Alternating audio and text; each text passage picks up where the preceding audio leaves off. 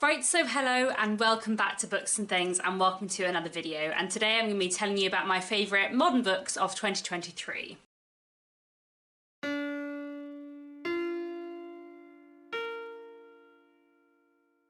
So this year I decided to split my favourite books of 2023 video into two videos. So last week I put up a video all about my favourite classics that I read in 2023, which I'll link down below. But today I'm going to tell you about my favourite books that I read in 2023 that aren't classics, and I have lots of books to talk to you about today.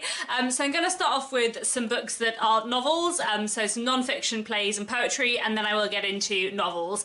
So the things that aren't novels I haven't ranked, and then the novels I have very, very loosely ranked, but it is really a very loose ranking. I found it much harder to judge this year and much harder to rank books this year than I had previously. Not sure why, but anyway, let me tell you first about my favourite non-fiction book that I read in 2023, and that is Bleer House by Nell Stephens. I decided not to rank the non-fiction plays, poetry, etc. because I feel like it's just a bit hard to compare, but I do feel like Bleer House is one of my absolute favourite reads of the year, probably in my top 5 of the year if I were ranking it with the novels. This was a fantastic, fantastic book. So Bleer House by Nell Stephens is a non-fiction book. Well, it's mostly non-fiction, and it is a book about writing and a book about books. The first page of the book says, "This is the work of memory and invention by someone who set out to be a novelist. The memoir chapters include fictionalised characters, events and chronologies, and the interspersed fiction is just that." So it is partly memoir about writing and also has some short stories in, but basically this book is about the time Nell Stephens, the author, spent living on Bleecker Island, which is an island off the Falkland Islands, and for most of the time when she was living there she was the only inhabitant of that island, and she went there to write, and this is the book that came out of that, and it's just great. Nell Stephens is one of my favourite writers. She has written 2 memoir-y things, Bleer House and Mrs Gaskell and Me, and also a novel, Briefly a Delicious Life. All 3 books by Nell Stephens are sort of 3 of my favourite books ever. She is a truly amazing writer, and this is a fantastic book.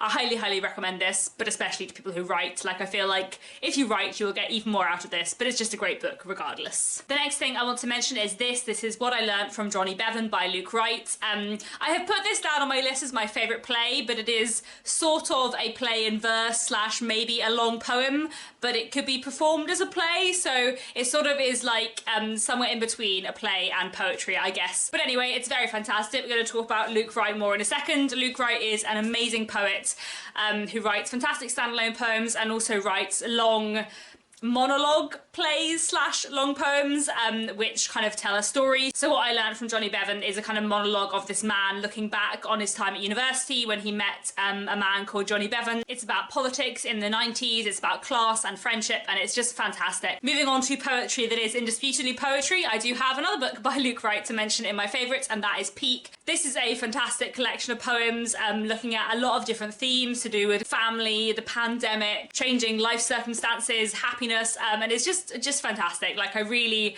really love it. Luke Wright has such a wonderful way with words. He's one of my absolute favourite poets. I've seen him live a few times and he's just a fantastic performance poet as well, and I really recommend Peak. It is a fantastic collection. Then I have 3 more poetry collections to talk about in this video before I move on to the novels. One is A Portable Paradise by Roger Robinson. This is a fantastic, powerful, moving poetry collection. One of the strongest collections I feel like I've ever read, and I feel like it's very accessible and easy to follow as well, so if you're new to poetry, it's really worth your time. A lot of the poems in this collection deal with the Grenfell Tower tragedy, which if you're not from the UK you might not know was what happened when a block of flats burnt down, and a lot of people died, a lot of people were injured, a lot of people lost their homes, and basically this happened because the building had not been correctly built, and corners had been cut, and the poems in this collection about that are just really, really powerful and really fantastic, and this is just a wonderful, really, really powerful book that I highly recommend. Another great poetry collection I read this year was Sonnets for Albert by Anthony Joseph. This is a collection of sonnets that are kind of elegies. They're poems about grief, looking at the author's relationship with his father after his father's death and the kind of complicated relationship they had. And the poems are just really, really beautiful, really interesting, very powerful, and look at, you know, themes of grief and family a lot, but also themes of kind of identity and place, because Anthony Joseph was born in Trinidad and Tobago, moved to the UK, and kind of talks about going back to Trinidad and Tobago. So I highly recommend Sonnets for Albert. It is a wonderful collection. Then finally on the poetry, I also wanted to mention Please Do Not Touch This Exhibit by Jen Campbell. Jen Campbell, you probably know if you watch lots of BookTube, because she is a booktuber too. I'll link her channel down below. She's also a writer, and this is one of her poetry collections, the new one that came out this year. And this is a fantastic, really moving, powerful collection. And Jen basically writes quite a lot about experiences in hospital, both as a child and also as an adult going through IVF. And it's just a really fantastic collection with really wonderful poetry in. I really recommend Jen's poems. If you haven't read them before, this is a wonderful collection. So those are my modern favourites of the year that aren't novels, and now I have 20 novels for you, because yes, I have gone overboard on my favourites this year. I've just been finding it really hard to pick absolute favourites, and there are lots of wonderful books this year that I read that I want to talk about. The majority of these are works of historical fiction. So at number 20, vaguely, I have Just As You Are by Camille Kellogg. This is a rom-com. It's a queer Pride and Prejudice retelling that I read back in Jane Austen July, and I just really enjoyed it. It reimagines Pride and Prejudice, where Liz and her housemates work for a queer magazine, and two new people, Daria and Bailey, have just purchased this magazine, and Liz and her friends are concerned about what's going to happen to the magazine going forwards, but Liz and Daria have some potential chemistry, and what is going to happen from there. It's just a really nice reimagining of Pride and Prejudice that takes Pride and Prejudice into the modern world in a really great way, and it's really effective. The character development is really good. I really enjoyed the kind of magazine setting and how that's used to kind of adapt certain things from Pride and Prejudice. I thought that Just As You Are was just a really good Pride and Prejudice retelling and a really good rom-com, so I'd highly recommend that one. The next book I want to mention is this. This is The Manor House Governess by C.A. Castle, and this is a book that is set in the modern world but has a lot of echoes and kind of retellings of 19th century literature,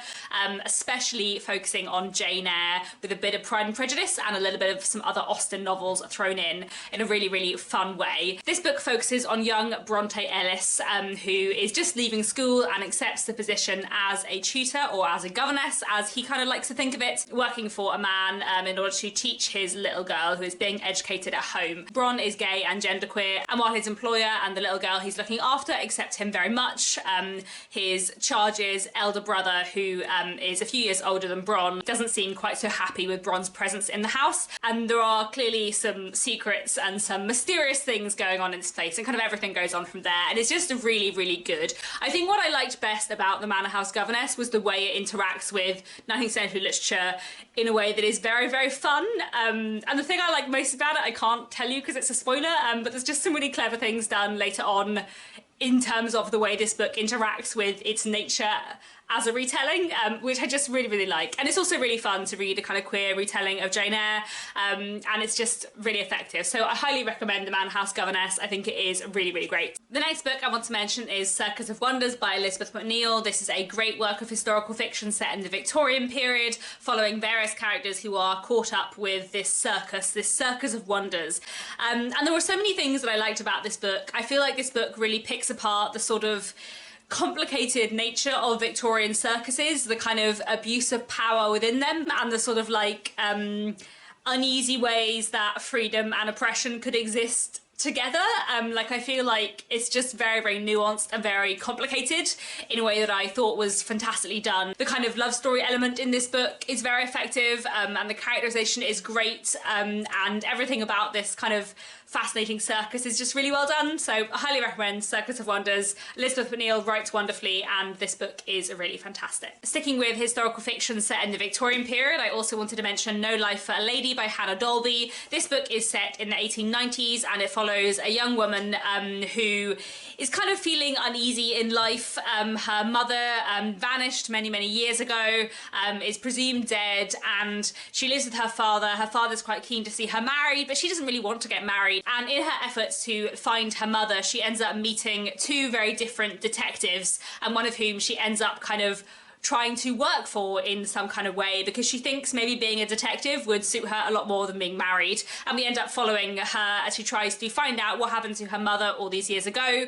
as well as trying to kind of become a detective in her own right. It has a lot of like fun rom-com elements in it, but it's also got a lot of really interesting kind of historical elements, and the way it looks at like social structures of the 1890s just works really well. So I highly recommend No Life for a Lady, another really great work of historical fiction that I read in 2023. Sticking with historical fiction, but this time going back to the 17th century, I want to mention The Maiden by Kate Foster. This was another fantastic work of historical fiction that I read this year. This book is set in Scotland in the late 17th century and looks at what happens when a high-class woman, Lady Christian Nimmo, is arrested for the murder of her lover, who was also her uncle by marriage, just to make things even more complicated. And this book kind of alternates between the perspective of Lady Christian herself and also the perspective of Violet, who is a sex worker who, it soon becomes clear, is somehow caught up in this case. And I loved a lot of things about this book, but what I especially loved about this book was Violet. Violet is a truly fantastic character, and her narrative is so well done. It's very much framed as Lady Christian's story, but Violet like completely still to show, and she's such a fantastic, compelling, interesting character, and I just loved her narrative so much. So there was so much I loved about this book. A really, really fantastic work of historical fiction with a really interesting crime element and some wonderful characters, and Violet especially was just such a pleasure to read. So I highly recommend The Maiden. It was great. Still on historical fiction and back to the Victorian period, I want to mention Theatre of Marvels by Leanne Dilsworth. This is a wonderful work of historical fiction set in Victorian London, and I really, really enjoyed this one. This book follows Zilla, who is a young black British actress working on the London stage, and this book basically follows what happens when she starts to realise that the manager of her theatre is perhaps involved in some more sinister things going on, and it basically follows her kind of investigating into that and the people she meets along the way. There was so much that I love about Theatre of Marvels. There was one thing that I especially loved to do at the ending. I thought this book was setting up to do one thing, and then it overturned that in a way that I really, really liked and I thought was very, very effective. There was also a character in here who I loved called Barky, who is the stage manager of the theatre, and he was just like my favourite character. I really, really loved him as a character. I thought he was so well done. And there was just so much in this book that I really, really loved. The way that it looks at theatre and the way it looks at Victorian London. Zilla's kind of coming of age story was fantastic. So I just highly recommend Theatre of Marvels. Great one for anyone who loves historical fiction set in the Victorian period. Briefly stepping away from historical fiction, I want to talk about You and Me on Vacation by Emily Henry. This is a rom-com that I read this year and I just really, really loved. It's the first book by Emily Henry that I've read, and I'm very excited to read more by her. I thought You and Me on Vacation was just so well done, and the characterization was so well drawn. So You and Me on Vacation follows two characters, Alex and Poppy. They've been friends for a very, very long time, and in the past they have gone on holiday every year together, until 2 years ago something happened on one of their holidays together and they haven't really spoken very much since. And at the beginning of You and Me on Vacation, Poppy gets in touch with Alex and says, shall we go on another trip together? And it kind of becomes clear quite quickly that there is potentially some kind of romantic tension between them two. You and Me on Vacation was just a really, really fantastic book. The characterization was so good, and I really love how we move between their kind of current trip and all their different trips and holidays in the past. And I also really liked the kind of dynamic between Poppy and Alex. I feel like sometimes the kind of like friends to lovers rom-coms don't feel very believable, and this one felt completely believable. I think there's a bit in one of their kind of early trips away together where Poppy has a thought that like their friendship is something like 90% platonic and 10% what if, and you see kind of over time how that what if grows larger, and I feel like it just felt very, very believable, and it's just a really great rom-com, very, very good fun, and also very moving and looks at some powerful stuff. So I highly recommend You and Me on Vacation. It's a very, very, very good read. Back to historical fiction for a good long while now. The next book I want to mention is The Sun Walks Down by Fiona McFarlane. This is a wonderful work of historical fiction set in rural Australia in the late 19th century, and we're following the events surrounding the disappearance of a young boy, all the people who are looking for him, his family, everyone kind of caught up in the search. But Fiona McFarlane kind of uses this little boy's disappearance to examine the lives and the kind of little vignette stories of all of the people in this area, and to kind of pick apart the sort of social, political, economic issues of Australia at this time, and it's just a really, really fantastic, wonderful, wonderful read. So I highly recommend The Sun Walks Down, another real highlight of 2023. The next book I want to mention is Clum Nestra by Costanza Casati. This is another work of historical fiction. This is a Greek myth retelling, but very much on the kind of like realism side of Greek myth retellings rather than a kind of magical one. You know, there are no gods, there is no magic in Clum Nestra, there is just war and misery, but in a really, really fantastic way. It's a very grim book, but it is very, very good. The characterization is so good, and the tension and the pacing was fantastic. Basically, this book looks at the life of Clum Nestra, who is a figure from Greek mythology who I didn't know anything about, but you might. And we follow Clum Nestra throughout her life over several decades, what happens to her and the difficult political issues that she gets caught up in, and her efforts to maintain some power over her own destiny, and how difficult that is considering the position of women in ancient Greece at this point in time. And it's just really, really, really good, basically. I found it like so riveting and so unpredictable. Obviously, I guess if you know the myths, there are certain things you will see coming that I didn't, but regardless, the characterization and the kind of very real psychology of Clytemnestra in it is fantastic, and I highly, highly recommend it. The next book I want to mention is Miss Austen Investigates by Jessica Bull. This novel is actually a 2024 release, so it's coming out in January 2024, so in a couple of weeks' time, and it's really, really fantastic. This is a proof copy I have here, and this book, as you might guess from the title, is about Jane Austen investigating crime. It is a cozy historical murder mystery looking at Jane Austen at age 19 solving a murder after a woman is killed at a ball. One thing that I really loved about it is that Jane Austen goes about solving a murder in the same way and with the same wild energy that you might expect Catherine Morland from Northanger Abbey to go about solving a murder, which is just really fun and also feels very believable. I feel like this book is both a really fun murder mystery for people who enjoy really fun murder mysteries, but also it captures Jane Austen as a character and her family and friends around her so well, in the way that I feel like I know Jane Austen and the people around her from her letters, from reading biographies. Like it just felt very, very true to Jane Austen as far as I'm concerned, and I just loved that about it. This was just a great fun read, and would be a wonderful choice for Jane Austen July this year. I highly recommend this one. Next, I want to mention The New Life by Tom Crew. I actually only read this in December, so I haven't included this in a wrap-up yet, but I will tell you more about it later on this month. There are 4 books, in fact, in the top 10 that I read in December, which, you know, I feel like there's definitely been some recent read bias in how I have ranked my books in this video, but it really is a very, very, very loose ranking. All of these books are fantastic and just wonderful things that I've read this year. So anyway, back to The New Life by Tom Crew.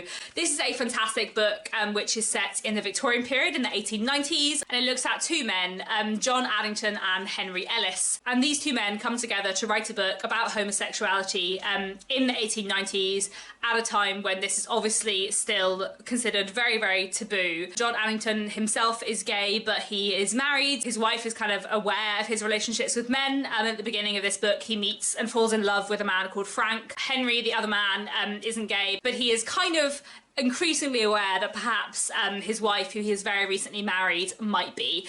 And the book kind of looks at all of these characters, the complicated relationships they get into, their complicated dynamics, and what happens when these 2 men come together to write this book, which they really hope will change the law and the world.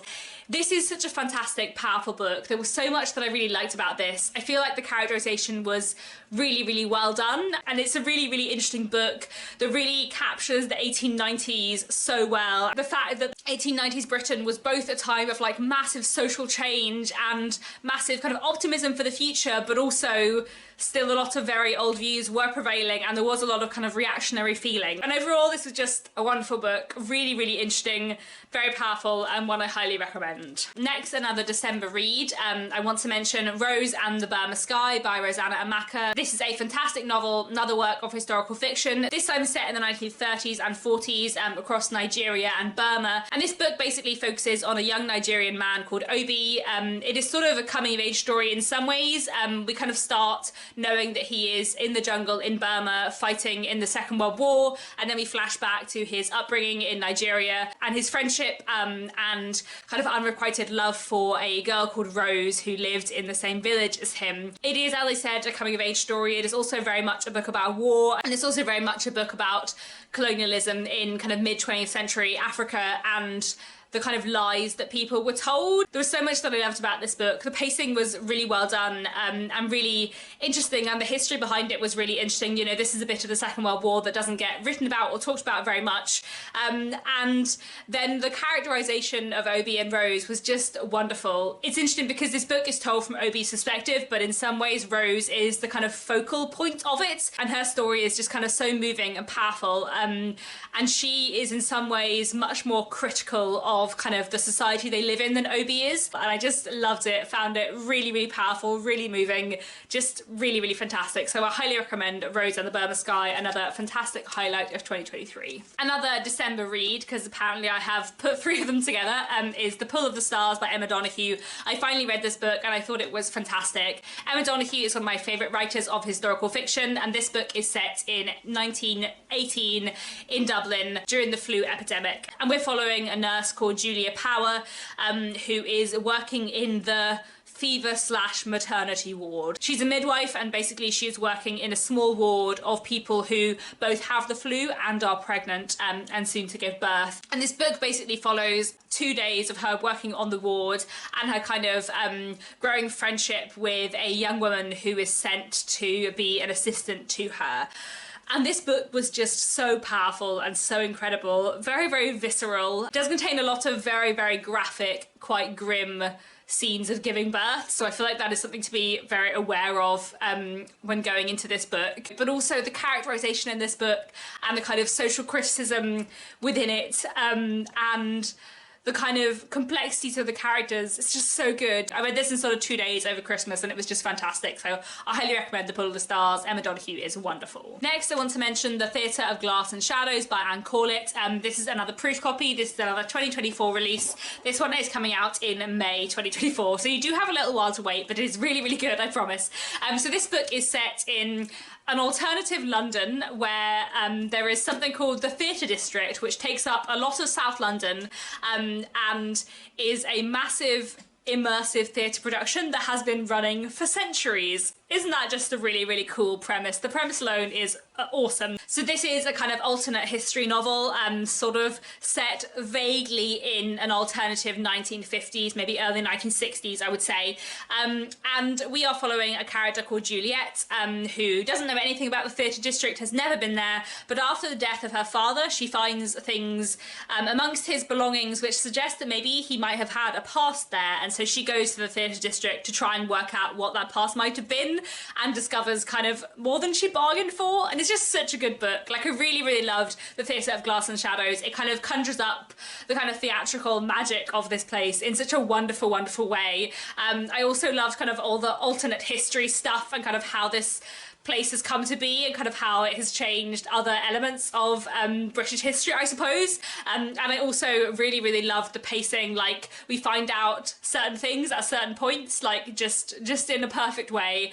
And Juliet is such a really interesting character. So many of the other characters are really fascinating, and I just thought this was a wonderful read. So one I highly, highly recommend. Definitely a book to read if you like authors like Bridget Collins or Susanna Clarke. It definitely has that kind of feel to it. And yeah, The Theatre of Glass and Shadows by Anne Corlett was just a fantastic book. Next, coming briefly out of historical fiction, I want to mention Mrs Nashs Ashes by Sarah Adler. This is a wonderful rom-com. I said actually coming out of historical, but this book does have a historical element to it. This book is a rom-com in which we're mostly following a girl called Millie as she embarks upon a road trip across the US in order to reunite the ashes of her late best friend, Mrs Nash, with the love of Mrs Nash's life, who she worked with during the Second World War. And Millie ends up accompanied on this road trip by her ex-boyfriend's frenemy, who she meets by chance at the airport. We're chiefly focusing on Millie and Hollis as they journey across the country, but we also have some chapters which go back to the 1940s and look at Mrs Nash and her love story. There is just so much I love about this book. I feel like the premise doesn't do it justice, because what I really love about this book is the voice and the the weirdness. It is a really random, strange book in which lots of weird, odd things happen.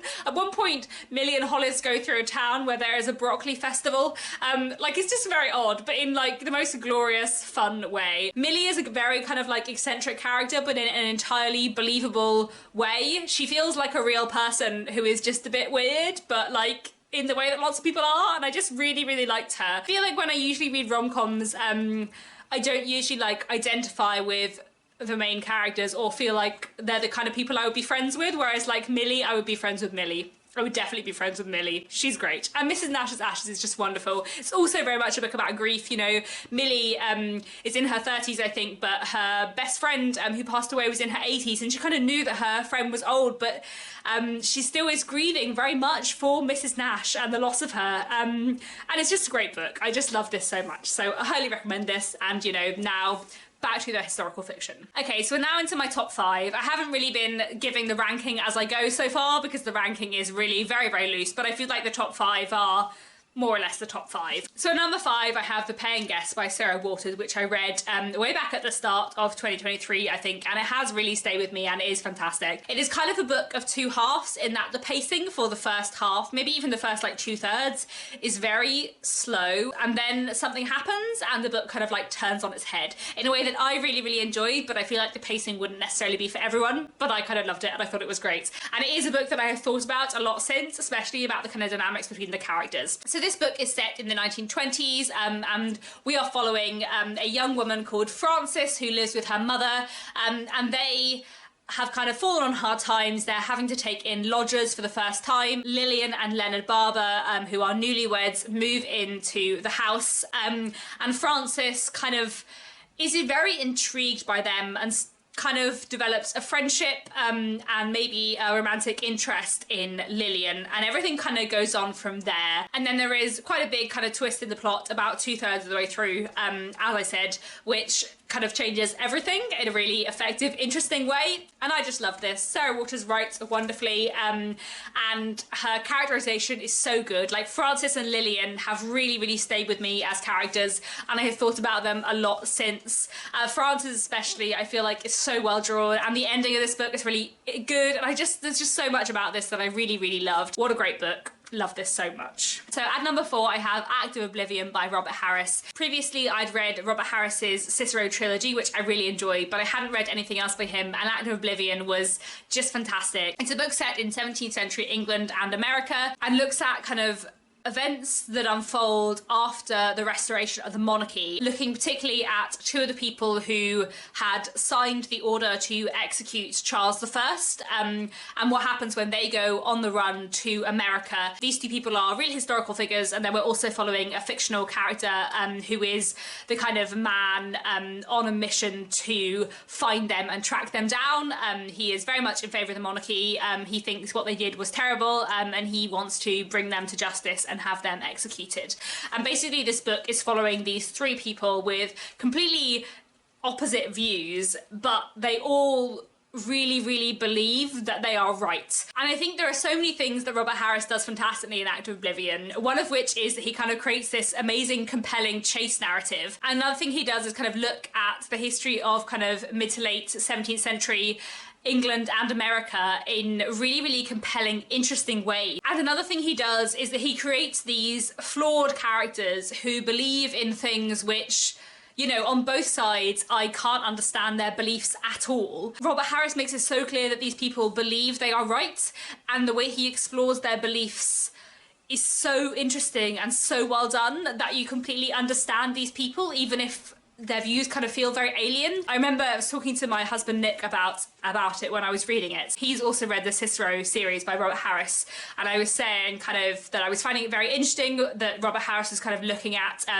two people on two very different sides of the kind of English Civil War, and I was saying, oh, I'm kind of wondering what side he's gonna fall down on, and Nick said, oh, I don't think Robert Harris does sides, and I think that is completely true. And I feel like what is so good about Act of Oblivion was that Robert Harris just he doesn't really comment. He's just like, I'm just going to give you all these characters in this situation and explain how they feel and what they believe, and you can just see what you think. And it was just great. Also, the ending of Out of Oblivion was amazing. Like, I can't explain why it was so good without spoilers, but it was fantastic and so clever, and I just really, really, really liked it. Out of Oblivion was one of those books that was like subtly brilliant, where I was kind of reading it and I was like, oh, this is a really good book. This is a good book. Yeah, it's a very good book. And then I got to the end and I was like, oh, that was actually genuinely one of the best things I've ever read. Like, Robert Harris just does that where he kind of creeps up on you. So I highly recommend Out of Oblivion. Fantastic, fantastic book. At number 3, I have The Chosen by Elizabeth Lowry, and this was just a fantastic, fantastic read. So The Chosen is another book that follows real historical figures, and in it we're following Thomas Hardy in the wake of his wife's death.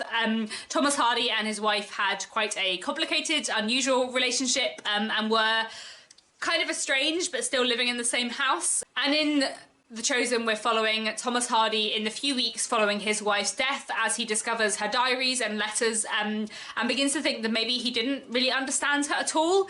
And it is just a fantastic, moving depiction of grief and loneliness and kind of lack of understanding between people who lived very closely together. Writing this story, it would have been very easy to paint Thomas Hardy as a monster, and The Chosen absolutely doesn't. It paints him as a very complicated, flawed person, as people are, and I feel like that is so well done. I think one of the reasons why I love The Chosen especially is that Thomas Hardy's poems of 1912 to 1913 are probably my favourite poems ever, and these are the poems that he wrote after his wife's death, kind of about his wife's death, and his feelings of regret for how their relationship had been and how it had kind of gone off track. And I feel like the way The Chosen is inspired by these poems and kind of explains how those poems came to be in a way, just worked really, really well for me. It's a fantastic, fantastic book, beautifully written, and one I highly, highly recommend. At number 2, I have The Beholders by Hester Usson. This is actually a 2024 release, so this is coming out on the 18th of January 2024, which is very soon now, and this is a fantastic novel that I highly recommend you all buy when it comes out next week. This book is set in Victorian Britain in the 1870s, and it is the diary of Harriet Watkins, a young housemaid who at the beginning of this book starts working at a house called Finton Hall. It becomes clear that there is something slightly mysterious going on at Finton Hall. There are some kinds of secrets. The mistress is behaving a little bit oddly, and we actually know as readers from the very beginning, from a newspaper article given before we get into Harriet's diary, that 4 months after Harriet starts working there, the mistress of the house will be accused of murdering her own child, and everything kind of goes on from there.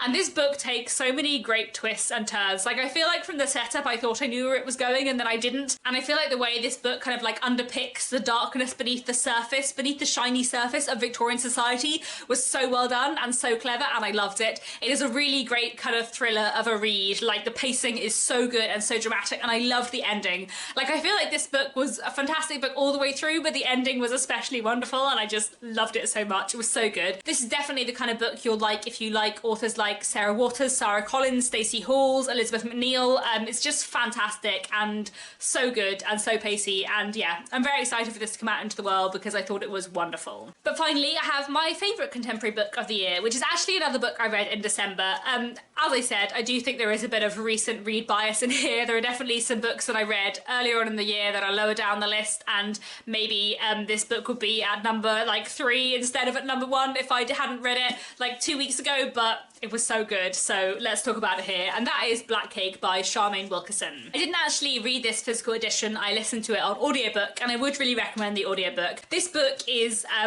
kind of contemporary in some ways, but kind of historical in other ways. It's got a historical element running through it. So the setup of this book is that we're following a brother and sister, Byron and Benny. They are, I think, in their late 30s, early 40s maybe, and they haven't spoken for quite a long time, but they are brought together after their mother's death because their mother has left a voice recording for them telling them some secrets that she hasn't told them about her early life, and about their sister, who they did not know existed. And so this book is about Byron and Benny kind of reconnecting, finding out about their mother's past as she tells them about her experiences growing up in the Caribbean, and kind of how she ended up leaving the Caribbean, moving to the UK, later moving to the US, and to California, where Byron and Benny have grown up. And we're following Byron and Benny in the present, their complicated dynamics, and also following this story that their mother is telling them about her life. And I just loved so many things about this book. I think one of the things I just loved most was that it is fantastically written. Like, it is written in just a way that is truly wonderful. And there were so many bits listening to it and I was like, oh, that was just a great line. And usually I'm someone who is much more like plot and character focused than writing focused, but I feel like Black Cake was just written in a really powerful, wonderful, clever way that really served to like demonstrate the characters and the richness of these characters and their pasts in such a fantastic way. Like, I really loved the way we learn things about Byron and Benny's histories and the kind of complicated relationship they have with each other and with their parents. And Byron and Benny are fantastic characters, as is Eleanor Bennet, their mother, and we get to know her more as she tells her story. I also really loved Mr. Mitch, who is the lawyer. There was just so much in this that I loved. I thought it was such a wonderful story about family, about kind of heritage and identity, about food and how food kind of like ties in with family history and heritage. And I just feel like there were so many bits of this book that were so moving. Like, I cried plenty while listening to this on audiobook. I also did listen to quite a lot of this on audiobook while baking, which, as a book that has like baking and making black cake as a like really important thing in the book was like really nice. So it was just, I don't know, it just worked out really well. It was just such a good book. I just really loved this very much. It was just a great book in every way and I loved it very much and I highly recommend it. It was fantastic. So there we have it. Those are my other favourite books of 2023. Like I said, I'll link down below the video where I spoke about my favourite classics that I read this year, but these are my favourite non-classics that I read this year, all of which were just fantastic and I loved a lot. I expect this has probably been a very long video, so thank you for bearing with me as I speak about all these wonderful books. Do let me know down in the comments what was your favourite book of 2023. And that's all for now. Thanks so much for watching, and I'll be back very soon with another bookish video.